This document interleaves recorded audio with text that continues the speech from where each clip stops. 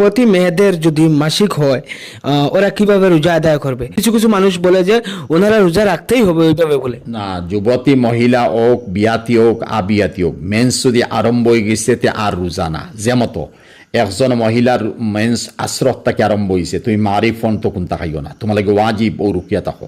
বাদর দিন থেকে লাগাই এখন রোজা তুমি আগে দৌড়ি লইছো, বাদর দিন থেকে তোমার রোজা নাই, ওদিন থেকে তো লাস্ট সময় থেকে শেষ হয়ে গেছে।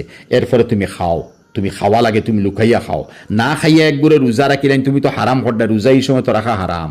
তুমি সেহরিও খারা, ইফতারও, হ্যাঁ সেহরি খাও, আচ্ছা মাদানে সকালে খাইতাম না, ইফতার করো, আচ্ছা বিকালে খাইতাম না, তো বালা কথা। কিন্তু তুমি রোজার নিয়তে সেহরি ইফতার আর সারাদিন উপবাস থাকতা ইলো হইতো নাই। যার কারণে তুমি কুমারী নারীও আর বিয়াতি নারীও তোমার মেন্স ই বেমার আই গেছে, তুমি আর রোজা রাখতে পারতেন। 2 নম্বর একমাত মাতিমু 29 বা 28 তারিখও মেন্স আওয়ার মতো বেটিনটোর একটা হিসাব আছে। এখন 1-2 দিন বাকি আছে, 1-2 দিন আমার যদি মেন্স হয়ে যায়, রোজা তো হারাম হয়ে যার, তখন ট্যাবলেট খাইয়া যদি 1-2 দিন খেয়ে বন করিলেন, তে ই বন যদি ওই গেছে মেন্স ওইছে না, তাহলে 2 দিন ওবার হয়েছে 1 দিন, তাহলে তোমার রমজানের রোজা হয়ে যাব। কিছু মানুষে বাবন উইছে না, রোজা হয়ে গেছে, যেহেতু মেন্স জারি হয়েছে না, কারণ ট্যাবলেটে তোমার মেন্সরে বন করে দিচ্ছে।